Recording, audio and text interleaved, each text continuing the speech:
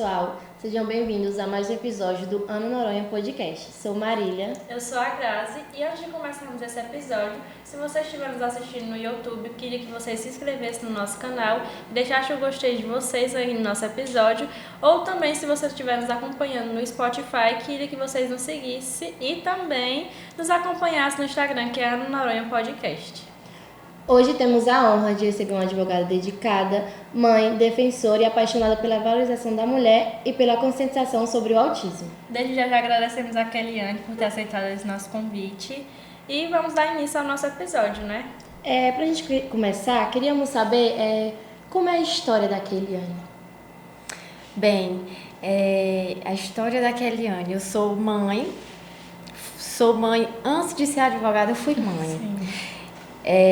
Sou bacharel em Direito há 10 anos, sou advogada também há 10 anos, sou especialista em Direito Processual Civil, estou em formação na área da Educação Especial e me especializando em autismo. Acredito também que no ambiente jurídico seja muito difícil lidar com homens, né? Você enfrenta muitos desafios por ser mulher e advogada? É muito difícil lidar com homens, não só no ambiente jurídico mesmo. Verdade.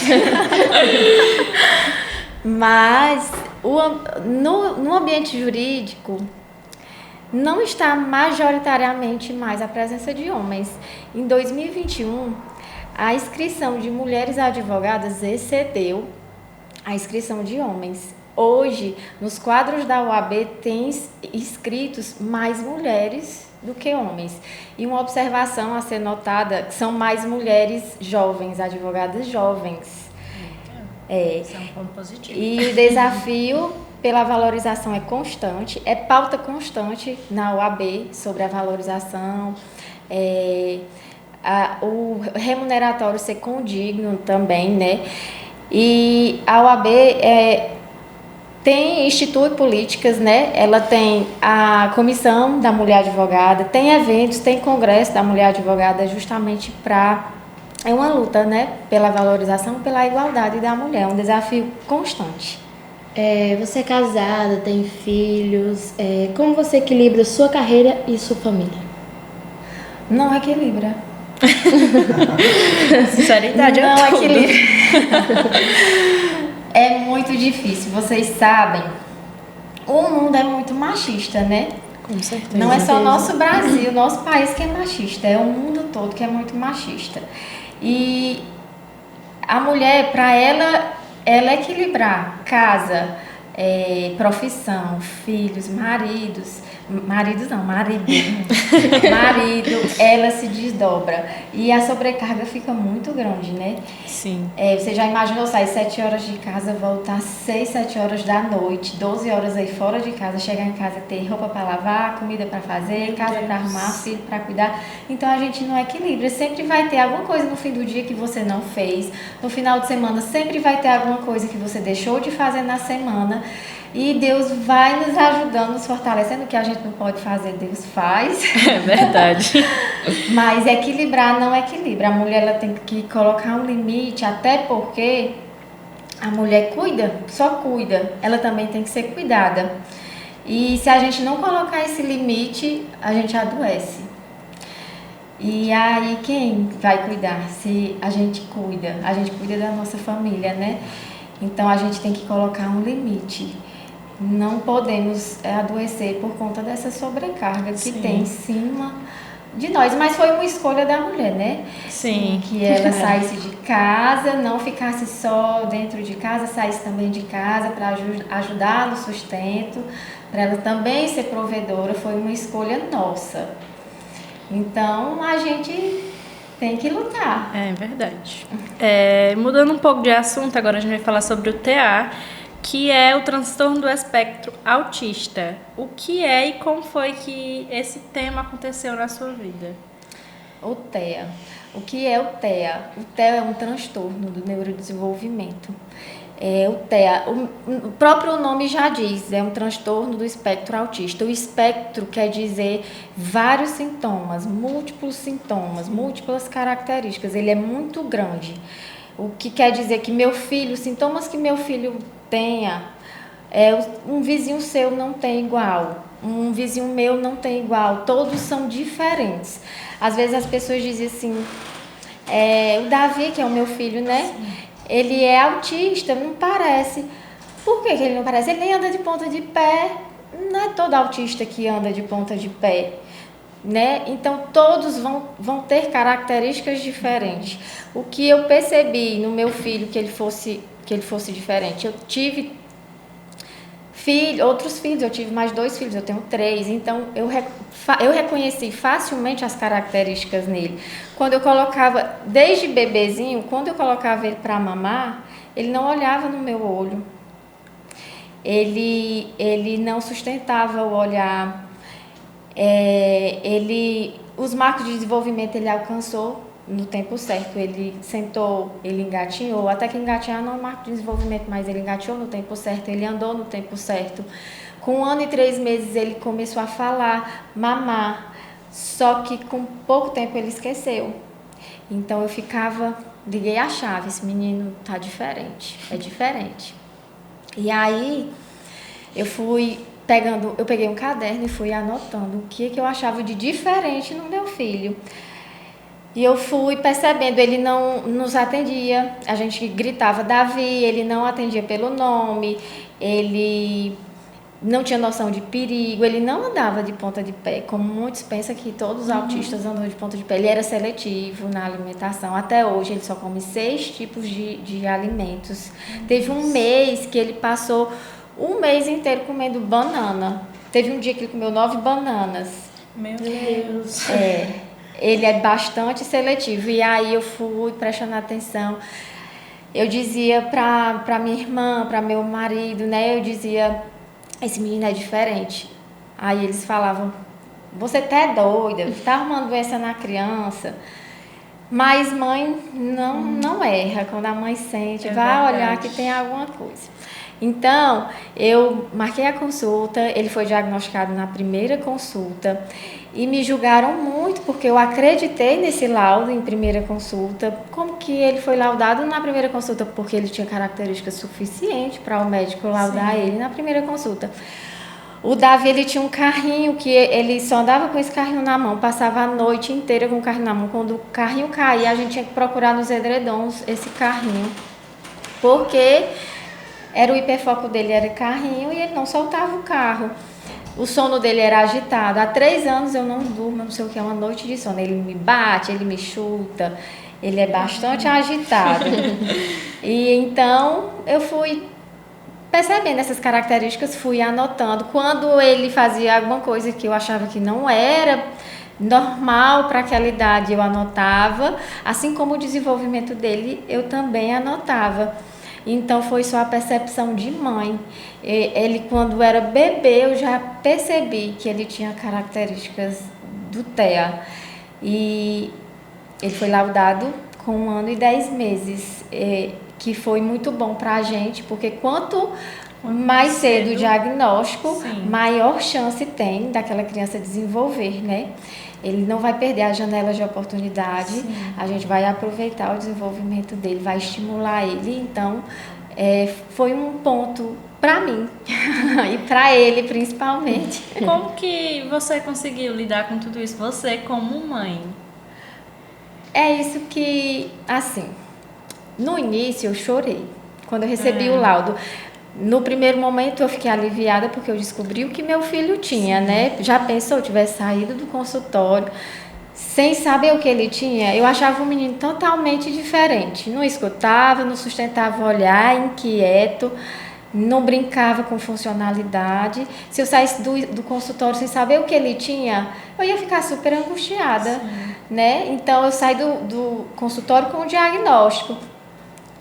A primeiro momento, a gente chora. A gente chora por diversos motivos. A gente passa 1000 coisas na nossa cabeça. Depois desse tempo do luto, aí a gente vai procurar o que fazer, né? Mas a minha primeira reação foi choro. Quais foram os recursos e apoios que você encontrou? O primeiro recurso foi ligar para duas mães atípicas, que eu sabia que os filhos eram autistas, né? E eu sabia que elas poderiam me ajudar, porque a gente fica sem caminho. Você não sabe, é como se tivesse diversos caminhos e você não sabe qual que você vai. Então, eu liguei para duas mães atípicas e aí elas me deram um norte. Kelly, Grazi, me lembrei de você.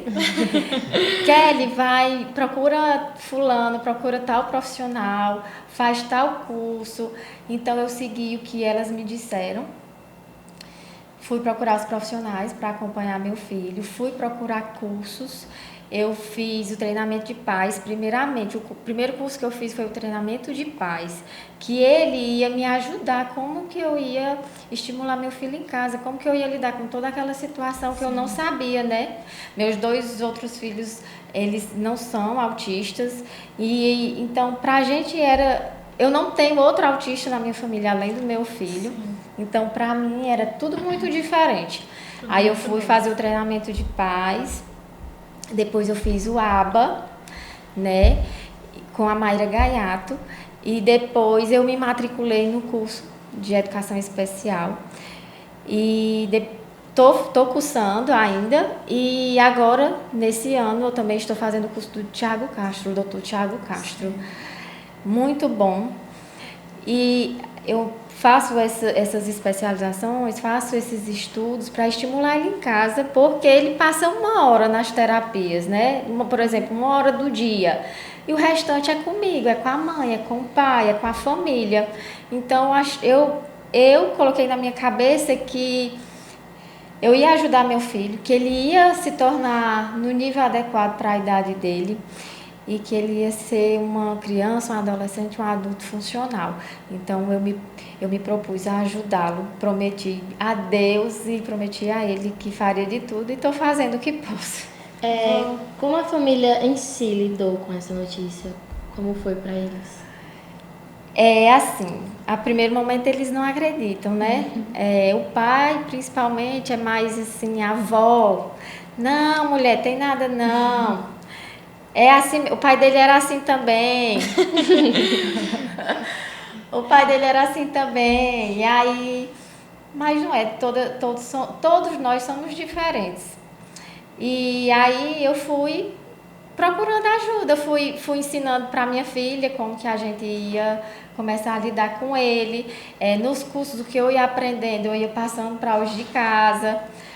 Teve um curso que eu fiz que eles diziam que a gente tinha que ficar de coca para falar na altura dele, né? Que ele não falava, meu filho não falava. Então, para ele ver minha boca, a gesticulação da minha boca, para ele poder aprender a falar. Eu passava batom vermelho em casa, eu só vivia de batom vermelho. Eu acho que quem me visse na rua dizia que eu era doida, porque eu ficava falando, o sinal vermelho, o sinal verde é para parar. O cachorro, como que é que o cachorro faz? Au, au. Eu acho que as pessoas achavam que eu era maluca, mas não, era a forma pedagógica que eu achei de ensiná-lo, né? De ensiná-lo que o cachorro late, que o gato mia, que o sinal fica vermelho é para parar, que o sinal fica verde é para passar. Foi a forma que eu achei que eu aprendi também na aba, né, a estratégias naturalistas, que a forma que eu aprendi de ensiná-lo, de estimulá-lo, e tá dando certo. Ruim seria se não estivesse. Ele conseguiu desenvolver a fala assim, já? Já, quando ele começou o tratamento, ele falava 4 palavrinhas. Hoje ele não imitava. Eu passei 1 mês para que ele me imitasse numa música, que era roda do ônibus, roda, roda. Então eu sentava no banheiro, era dirigindo, era na hora de comer, era em todos os lugares que a gente estava, era a roda do ônibus, era brincando. Aí ele aprendeu a imitar. Então hoje a imitação vem primeiro, né? Sim. Então ele quer nos imitar, ele quer falar. Muitas coisas a gente não entende, mas só em ele querer falar já é um passo muito grande. Ele faz terapia com a fono e ele está evoluindo bem. Lá em casa todo mundo fala muito, o pai dele fala muito, eu falo pouco, mas minha filha também fala muito. Então ele tinha que falar, eu achava estranho porque ele não falava. Agora ele está querendo falar, tá tudo certo. Você poderia compartilhar com a gente os principais direitos que as pessoas que têm TEA ou TEA? Que eu não... TEA. TEA. Tem no Brasil e como a gente pode buscar esses direitos? Alguns direitos, as mãezinhas, né, as mães atípicas, é bom procurar um advogado da confiança, né, para que possa ser instruídas quanto a esse direito, porque tem direitos que a gente consegue sozinha, tem outros que só através de advogado, através de judicialização ou não, ou de forma administrativa pode também conseguir. Mas vou iniciar pelo BPC, né, que é o benefício de prestação continuada.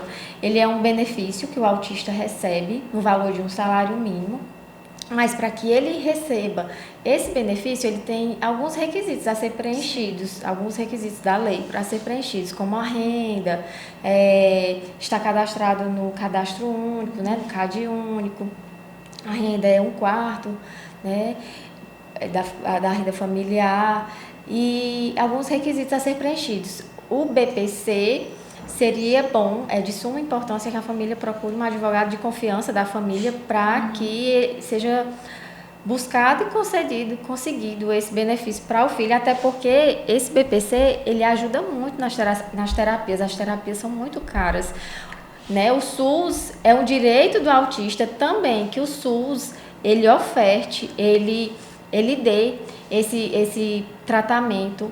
Por isso que a importância do laudo, o laudo bem elaborado, com as terapias que ele vai precisar, é importante, porque a mãe, né, tem como ir buscar no SUS essas terapias, porque tem que ser concedido o tratamento ao autista, tanto medicamentosa como as terapias, o SUS tem que dar. Então, a importância do laudo bem elaborado pelo profissional neuropediatra ou psiquiatra. E o SUS é um direito do autista, o tratamento pelo SUS. O BPC, né, como eu falei, o autista ele tem direito a descontos em compra de veículos, de carro, a isenção do IPVA. O autista tem direito a descontos em conta de energia. Se a família provar que faz terapia em casa, tem desconto na conta de luz. Tem desconto também o autista paga a passagem aérea cheia e o acompanhante paga 20% daquele valor que ele pagou. Né? Interessante. Não sabia. Muito interessante. Pois é. E tem outros, direito à vaga prioritária. Os direitos que são da pessoa com deficiência, né, são todos estendidos ao autista. Que bom. Às vezes... muito importante, vamos lembrar aqui. Desculpa. A diminuição da jornada da carga horária. Muito importante, teve até uma mãezinha que me perguntou esses dias. E aí, tem sim. O STF equiparou o funcionário público federal, foi equiparado ao estadual e ao municipal, no tema 1097, se eu não me engano, do ano passado, porque era um direito somente dos servidores federais ter sua jornada de trabalho reduzida de 30% a 50% para acompanhar os filhos nas terapias. E o STF, ano passado, no tema 1097, equiparou os servidores estaduais e municipais, dando esse direito também a eles. Então, os servidores federais, estaduais e municipais podem ter sua carga horária, a jornada de trabalho, né, diminuída de 30% a 50% para acompanhar os filhos autistas nas terapias. Muito interessante. Muito bom. Porque assim, muitas pessoas, elas falam assim, que chamam outras de autistas, né? E aí rotulam, né? Muitas vezes aí uma chama a atenção, não é assim que pode chamar, tem um nome específico. E aí, tem um nome específico ou pode chamar de autista? Tem o nome dele. Entendi. A gente não pode rotular o autista, porque ele tem nome.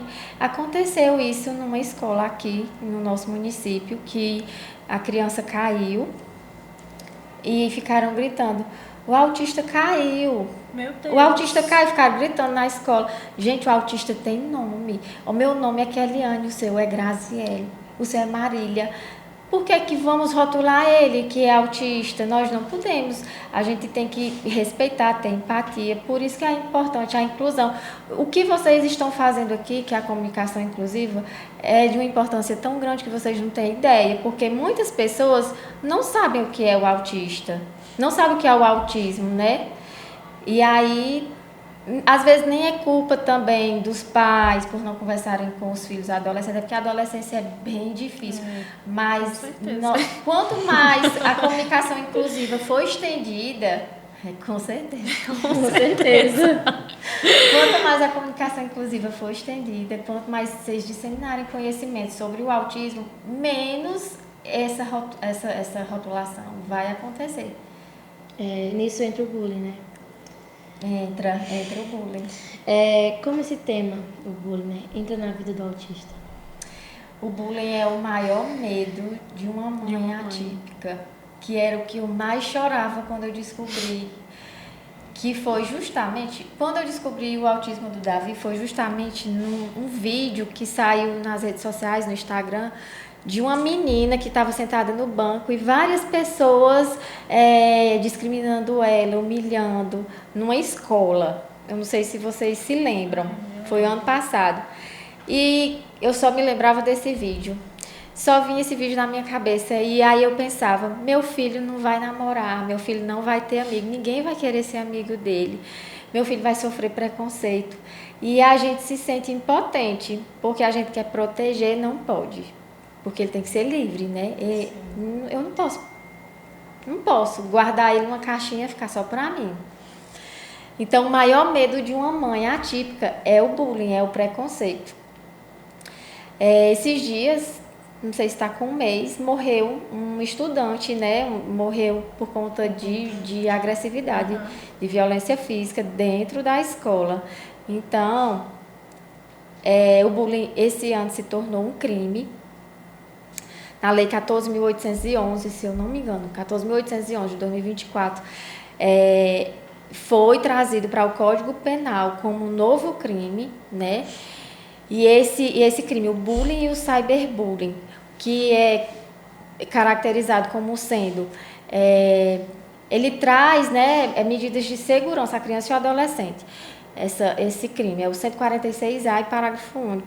Ele traz medidas de segurança a criança e ao adolescente, e o bullying ele se caracteriza como uma intimidação constante, sistemática. Na lei diz sistemática, mas o que é sistemática? É uma coisa constante, uma coisa repetitiva, que é habitual.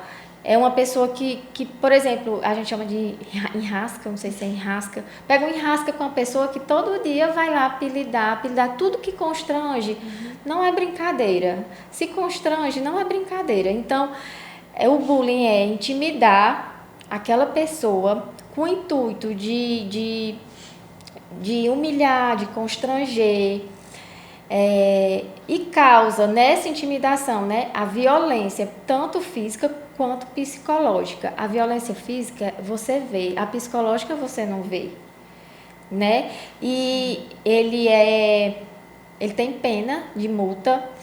O cyberbullying é a mesma tipificação, só que essa intimidação, essa violência física e moral, psicológica sofrida, né? E o agente causador dessa violência, desse constrangimento, ele usa as redes sociais, a internet, para cometer esse crime. Ele também tem multa, tem reclusão de 2 a 4 anos, né? Aí os adolescentes às vezes dizem assim, mas eu não tenho 18 anos ainda, não vai acontecer nada comigo. Mas ele está enganado. O adolescente, ele não comete o crime que está no Código Penal, mas ele comete o ato infracional, que é equiparado àquele crime. E cabe ao juiz, sim. O juiz pode entender que aquele adolescente possa ser internado para ser reeducado. Aquelas medidas socioeducativas do ECA, ele pode sim, o adolescente está sujeito àquelas medidas socioeducativas do ECA. Então, cabe ao juiz decidir se ele vai ser internado para fazer uma reeducação socioeducativa. E ele não pode pensar dessa forma, eu não tenho 18 anos, eu não vou sofrer nada. Sofre. Vai sofrer. Fica aí a dica, viu? Se vocês acham que só porque vocês são de menor, vocês não vão ser presos, cuidado não. Não, ele vai ser internado, vai sofrer as medidas socioeducativas, né? Pode ser, o juiz pode entender que é o caso, né? O que é que a sociedade, a comunidade escolar pode contribuir e precisa aprender para essa inclusão? A sociedade é assegurada a inclusão. É assegurado tanto no ECA, como na Lei Berenice Piana, como na Lei de Diretrizes e Bases Educacionais. Quando é assegurado, é mais fácil da gente poder cobrar. Mas não é só professor, os auxiliares da escola, os estagiários, que são obrigados a incluir. Não, os colegas também, né? Mas todos têm que fazer com que aquela criança se interesse por aquele ambiente escolar. Tem tanto que gerar recursos, como que manter esses recursos para que a criança se mantenha também na escola, a criança ou adolescente. E tem os atendimentos terapêuticos, também tem o atendimento acompanhando terapêutico, como o atendimento individualizado. E os colegas ter o respeito, ter empatia por aquele, incluir ele, querer que ele participe também. Vai ter um jogo de handball, vamos colocar fulano no nosso time. Então, os colegas também têm que querer incluir, porque não limitar o autista não é limitado. A gente tem autista que faz medicina, que faz direito, tem autista, eu sigo autistas médicos nas redes sociais. O autista, ele não é limitado. É nós que muitas vezes não abrimos espaço para eles. Então, a inclusão é isso também. Não é só para os profissionais, é para os colegas também. E não rotular, como foi dito no início, né? O importante é não rotular, porque ele tem nome, ele gosta de ser tratado pelo nome. Todo mundo gosta de ser tratado pelo nome, né? Se você tivesse síndrome de Down, você não queria que a pessoa chamasse você de Down. Não, seu nome é Graziela. Né? Meu nome é Graziela, não é Down. Então, a gente tem que tratar as pessoas pelo nome. Sim, com certeza. Seu filho estuda? Estuda. Na creche. Ele estuda, no começo não gostava, mas agora já está gostando. Já está se acostumando, né? Estuda, e foi as professoras que me ajudaram a identificar o autismo, porque tem mães que não gostam, né, que falem, tem mães que os professores vão falar, procura um médico para a gente ver que eu estou desconfiando, e elas, tem mães que tiram até as crianças da escola e colocam em outra escola com raiva da professora. Não, eu pedi para a professora do meu filho para me ajudar a identificar as características, porque eu estava desconfiada. Né? E aí eu pedi, me ajude a identificar, porque eu estou desconfiando que ele é autista. Eu pedi ajuda, porque depois da mãe, quem mais tem contato com seu filho é a professora. Você citou lá no começo sobre a questão que você chorou quando você pensou em diversas situações que poderia acontecer, principalmente na escola. Já chegou a acontecer alguma situação com o seu filho? Não, porque ele ainda é novinho. Sim. E eu acredito que não vai acontecer, porque a gente estimula ele para que ele se torne totalmente funcional nas suas ocupações. Então, eu confio muito no desenvolvimento do meu filho. Eu confio muito e eu incentivo as mães a estimular ele em casa, não delegar, não terceirizar o tratamento somente para os profissionais. A sobrecarga é muito grande, eu sei que muitas vezes a gente chega em casa cansado e não quer brincar, não quer sentar, realmente eu entendo, mas a gente tem que fazer de tudo para que estimular os filhos da gente em casa para que eles se tornem funcionais. Então, eu acredito muito, é um medo, mas eu acredito muito que ele não venha a sofrer nenhum tipo de preconceito. Aquele nosso episódio já está chegando ao fim, infelizmente. Foi uma conversa muito boa. E a gente queria que você deixasse uma mensagem para outras mulheres que luta por igualdade e também para aquelas que são mães e de filhos autistas. Para as mulheres que lutam por igualdade, que continuem lutando, porque é muito difícil, como eu disse, o mundo é machista, então a gente tem que continuar lutando pelo nosso lugar. Mas a mulher tem um papel muito importante na sociedade que ninguém tira, na verdade, né? Ninguém tira. E para as mãezinhas atípicas, só de acolhimento, minha gente, porque é muito difícil. A gente não fala do autista sem falar da mãe, é impossível. O autista, ele é como se fosse o espelho da mãe. Então, a mãe também precisa ser cuidada, não só o autista. A mãe é sobrecarregada, ela precisa de ajuda também profissional. A luta é muito grande. Às vezes você vê uma mãe que você começa a conversar com ela, com 2 minutos ela já está chorando. E eu entendo, porque é muito grande a luta. A gente é lutando contra o tempo, sabe? Porque o tempo passa muito rápido. Tem as janelas né, que eu disse para vocês, os marcos de desenvolvimento. A gente tem que aproveitar a plasticidade cerebral do filho, a gente tem que aproveitar aquela primeira infância. E a sobrecarga é grande, a gente tem que equilibrar tudo e conseguir, e não consegue, e aí vai. Mas vai dar certo, eu acredito que vai dar certo. A gente tem só que tentar e fazer o que dá para fazer. Sim. Infelizmente, nosso episódio está chegando ao final, mas a gente gostaria de agradecer você por ter vindo aqui contar a sua história, contar um pouco do seu dia a dia e por ter aceitado esse convite muito especial. Eu que agradeço o espaço, quero também parabenizar eu não sei quem foi o mentor, mas muito bom, que tenha mais essa comunicação inclusiva, que tenha mais a disseminação de conhecimento. A sociedade precisa saber o que é o autismo, porque é 1 a cada 30 crianças. Então, eu tenho um filho autista em casa, daqui uns dias você vai ter um sobrinho, um primo, um vizinho, e todos vão ter um autista em casa, na convivência ali. Então, a gente precisa saber, precisa lidar com ele. Autismo não é moda. As pessoas às vezes dizem assim, tá na moda. Não, não é moda. Ninguém sabe o que tem por trás do autismo, nem a ciência explica. É verdade. Na ciência não achou ainda a causa do autismo.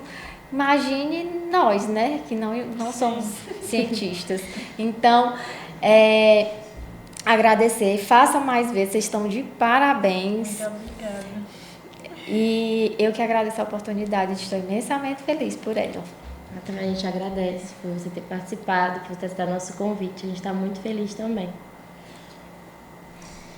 E a todos, espero que vocês também tenham gostado desse episódio, encontrado inspiração assim como a gente.